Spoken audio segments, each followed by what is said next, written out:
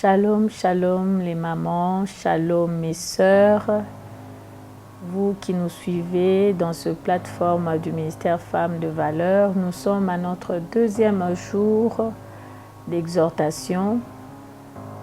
Nous bénissons Dieu qui nous fait grâce et qui nous donne la force de tenir pendant ce programme de jeûne et prière.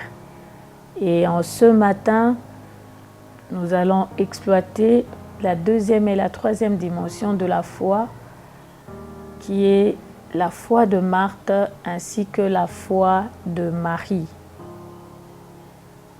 Ces deux types de foi, en réalité, ne se contredisent pas, mais plutôt elles se suivent. La personne de Marthe et la personne de Marie, ce sont deux personnes qui étaient en relation avec Jésus. C'était des personnes qui l'écoutaient. C'était des personnes qui étaient enseignées par Jésus. C'était des personnes qui côtoyaient Jésus. Donc, ils avaient tous les deux une certaine intimité avec le Seigneur. Ils avaient une certaine connexion avec le Seigneur. Mais seulement une est dans une dimension inférieure par rapport à l'autre. J'entre dans la foi de Marthe. Nous sommes toujours dans le livre de Jean 11. À partir du verset 21, je lis au nom du Seigneur. Marthe dit à Jésus, « Seigneur, si tu eusses été ici, mon frère ne serait pas mort. Mais maintenant même, je sais que tout ce que tu demanderas à Dieu, Dieu te l'accordera. » Jésus lui dit, « Ton frère ressuscitera. » « Je sais, lui répondit Marthe, qu'il ressuscitera à la résurrection au dernier jour. Jésus lui dit, « Je suis la résurrection et la vie. Celui qui croit en moi vivra, quand même il serait mort. Et quiconque vit et croit en moi ne mourra jamais. Crois-tu cela? » Elle lui dit, « Oui, Seigneur, je crois que tu es le Christ, le Fils de Dieu, qui devait venir dans le monde. » Ayant ainsi parlé, elle s'en alla, puis elle appela secrètement Marie, sa sœur, et lui dit, « Le Maître est ici et il te demande. » Nous sommes dans la conversation de Marthe avec le Christ. Marthe, c'est toi et moi. Nous connaissons bien Christ. Nous avons une relation personnelle avec Christ.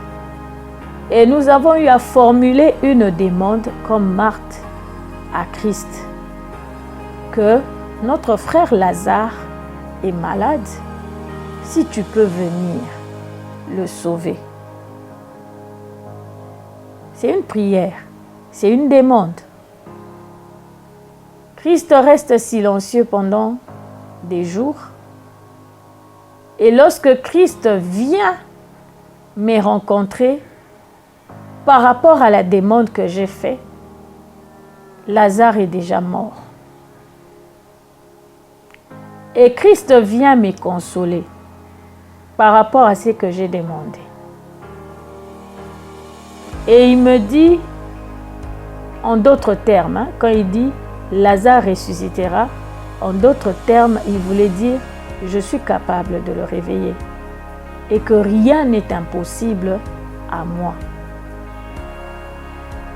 Et Marthe, dans son entendement, elle s'est dit, c'est déjà trop tard. C'est déjà fini. Je crois en toi, je sais que tu es capable, mais dans cette situation, tu es venu en retard. Si tu étais ici, mon frère ne serait pas mort. La condition dans laquelle on se trouve, tu ne peux plus rien faire. Cette foi-là, c'est une foi limitée. Et bien souvent, nous limitons Dieu en regardant à la situation qui se présente, on s'attendait à ce que Dieu agisse à l'instant, ou bien on s'attendait à ce que Dieu opère selon nos attentes. Le fait pour nous de ne pas voir Dieu agir selon nos attentes ou agir à l'instant où nous attendons pour voir sa main, nous sommes comme Marthe et nous disons, le Seigneur peut-être n'a pas entendu ma prière. Ou le Seigneur peut-être ne m'a pas exaucé. Je parle à une femme.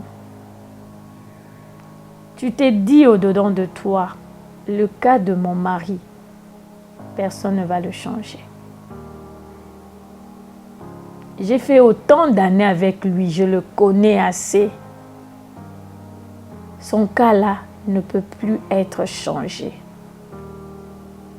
Tu rajoutes à cet âge ici, il ne va plus changer. J'ai beau parler, j'ai beau prier, il ne va plus changer. Et pourtant, tu as demandé à ce que Dieu puisse le changer. Mais quand tu déclares déjà qu'il ne va plus changer, donc ta foi est limitée. Tu ne crois plus que c'est possible que Dieu puisse changer la situation. La foi de Marthe, c'est une foi qui attend à ce que Dieu lui réponde exactement selon ce qu'elle attend de la part de Dieu.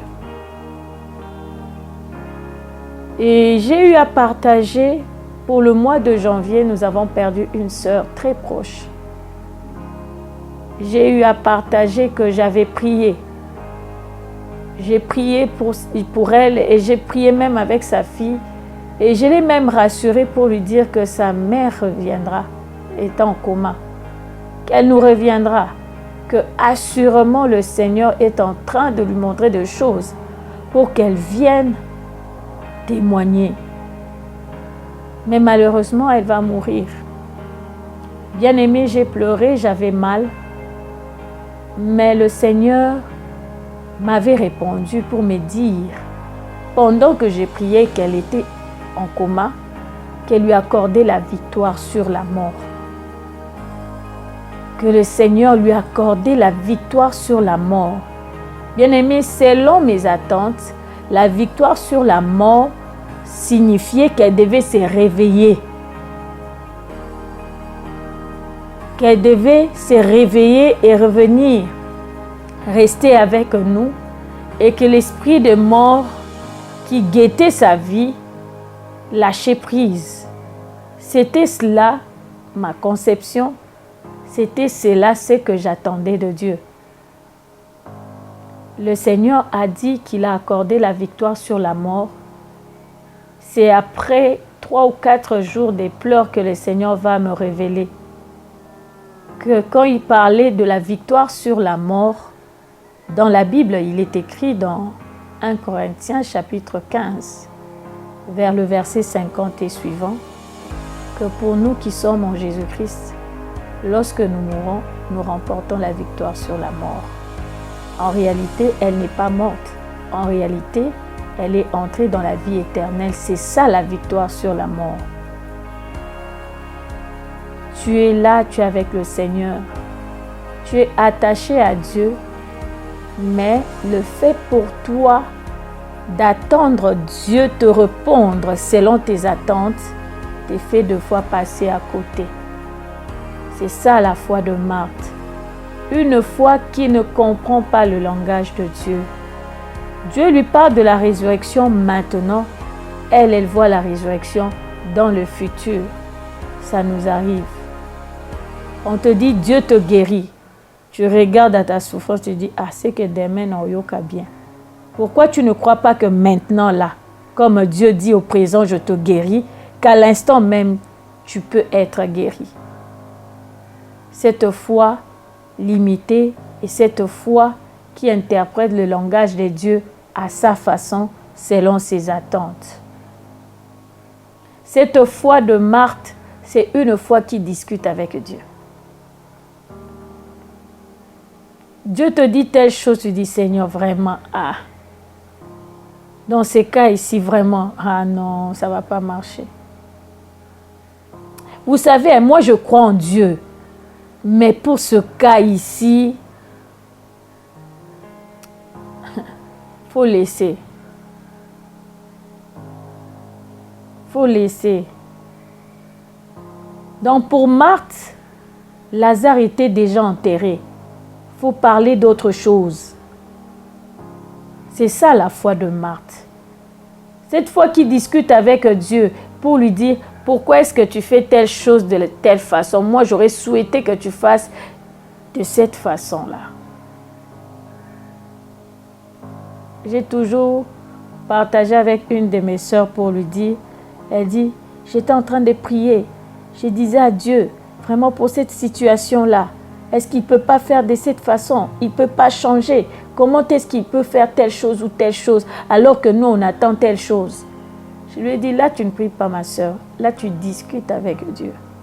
On ne discute pas avec Dieu. On parle avec Dieu. Et quand la personne a tendance de parler ainsi, en quelque sorte, il est en train de se plaindre. Et c'est ce que Marthe a fait. Elle s'est plainte. Si tu étais là, Seigneur, mon frère n'allait pas mourir. En d'autres termes, maintenant que tu viens là, c'est déjà trop tard.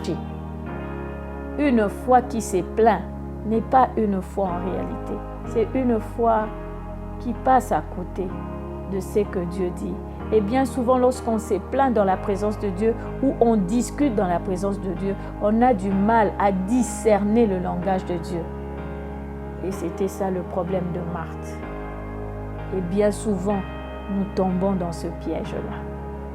J'ai prié ce matin que tu puisses comprendre que par rapport à ta situation, tu n'as pas bien saisi le langage de Dieu et que tu puisses demander au Saint-Esprit de t'aider à comprendre le langage de Dieu et que tu laisses Dieu faire les choses selon lui dans sa souveraineté et non selon ce que tu attends de lui. C'est là où nous entrons dans la dimension de la foi de Marie. Marie, elle a une foi qui se soumet à la volonté et à la souveraineté de Dieu. On nous dit dans le livre de Jean 11, à partir du verset 29, « Dès que Marie eut entendu, elle s'éleva promptement et alla vers lui. Car Jésus n'était pas encore entré dans le village, mais il était dans le lieu où Marthe l'avait rencontré. Les Juifs qui étaient avec Marie dans les maisons et qui la consolaient, l'ayant vue s'élever promptement et sortir, la suivirent disant « Elle va au sépulcre pour y pleurer ». Lorsque Marie fut arrivée là où était Jésus et qu'elle le vit, elle tomba à ses pieds et lui dit « Seigneur, si tu eusse été ici, mon frère ne serait pas mort. » C'est la même phrase que Marthe a utilisée, c'est la même phrase que Marie va utiliser, mais dans quelle position? Dans la position où elle se met au pied de Jésus, une position de soumission, une position où je dis Seigneur, j'accepte ce qui s'est passé. Parce que je me dis, si tu étais réellement là, il allait guérir. Mais j'accepte cette volonté. J'accepte ce qui s'est passé. C'est une dimension qui accepte la souveraineté de Dieu. C'est une foi qui dit, je n'ai pas le choix. Je me focalise en lui et non en ce deuil. Parce que les Juifs qui étaient avec elle pensaient qu'elle allait au cimetière. Elle allait pleurer Lazare. Non, elle s'est levée non plus pour retourner à la réalité, mais elle s'est levée pour rentrer en contact avec le Christ. En d'autres termes, pour entrer dans la présence de Dieu. C'est là où Dieu nous attend. Face à des difficultés qui nous entourent, face à tout le problème, peu importe le problème, peu importe la situation, Dieu t'attend dans une dimension de la foi où tu ne restes plus focalisé dans la situation, mais tu te focalises totalement à lui pour que lui te donne la solution. C'est cette foi-là qui fait que tu puisses prier et dire « Seigneur, j'ai mal. Seigneur, je souffre. Seigneur, j'ai pleure. Seigneur, cette situation est compliquée, au-delà de ma force. Seigneur, je ne sais plus où j'en suis. Seigneur, je n'ai pas de réponses. Seigneur, j'ai pleure. » C'est une dimension où je soumets totalement tout entre les mains du Seigneur. Et quand je soumets totalement tout entre les mains du Seigneur, cela fait vibrer l'Éternel. On nous dit, lorsqu'elle a pleuré, Jésus pleura. Jésus eut compassion. Lorsque nous entrons dans cette dimension de la foi où nous exposons notre souffrance, nous exposons clairement notre problème au devant de l'Éternel, au devant de Dieu dans sa présence, le Seigneur a compassion. Surtout lorsqu'une femme pleure, le Seigneur a compassion. Pour preuve, on nous dit Jésus pleura. J'ai souvent entendu des témoignages de femmes qui disent « Moi, il suffit seulement que je puisse pleurer dans la présence de Dieu. En tout cas, si je termine de pleurer, le Seigneur agit. Le Seigneur me répond. Le Seigneur opère. » J'aimerais exhorter à une femme, ne pleure pas devant les gens. Ne pleure pas devant ton mari parce que ce n'est pas en pleurant que tu vas changer les situations. Ne pleure pas devant tes enfants. Ne pleure pas devant les parents. Ne pleure pas devant les gens de la famille. Pleure dans la présence de Dieu. Lorsque tu pleures dans la présence de Dieu et que tu soumets totalement ton cas dans la présence de Dieu, le Seigneur a compassion et il agit, il opère, il change, il transforme. Je parle d'un Dieu que j'ai expérimenté. À chaque fois que j'ai pleuré dans sa présence, non seulement il m'est soulagé, mais également il a apporté la solution. La solution peut être matérielle, comme aussi la solution peut être spirituelle. Quand je parle de la solution spirituelle, le soulagement, on ne l'a pas auprès de gens. Le soulagement et la paix, la quiétude, nous l'avons dans la présence de Dieu. Et lorsque tu as déjà la paix et la quiétude face à ta situation, tu augmentes ta foi, tu demandes au Saint-Esprit de t'emmener dans la dimension de la foi surnaturelle. Le miracle s'opère. Le miracle se déclenche. C'est dans cette dimension-là où Dieu nous attend. Où je n'ai pas peur de sorciers. Où je n'ai pas peur de liens de famille, où je n'ai pas peur des paroles de malédiction, où je n'ai pas peur de la révélation que le Seigneur m'a montrée sur le plan spirituel, sur les maris de nuit et les femmes de nuit. Mais c'est dans une dimension où je prends ces révélations, je viens avec dans la présence de Dieu, je lui fais constater et je lui fais confiance par rapport à ce qu'il dit dans sa parole et je le déclare et je vois le miracle et la délivrance être déclenchée. C'est dans cette dimension-là où Dieu nous attend. On nous dit, Christ a posé la question, où l'avez-vous mise? Marie s'est promptement levée pour aller montrer à Christ où on avait placé Lazare. C'est là où Dieu nous attend, à être prompte, à s'élever dans sa présence pour lui faire constater en tant qu'enfant de Dieu ses irrégularités. Moi, je parle des liens comme irrégularité. Je parle de malédiction comme irrégularité. Je parle de la sorcellerie comme irrégularité. Je parle de mari de nuit, femme de nuit comme irrégularité dans mon parcours en tant qu'enfant de Dieu. Et cette irrégularité-là doit être changée, doit être balayée, doit être effacée seulement dans la présence de Dieu. Et si seulement je lui présente les cas, comme Marie s'est levée promptement pour aller montrer là où était Lazare. Que Dieu bénisse sa parole.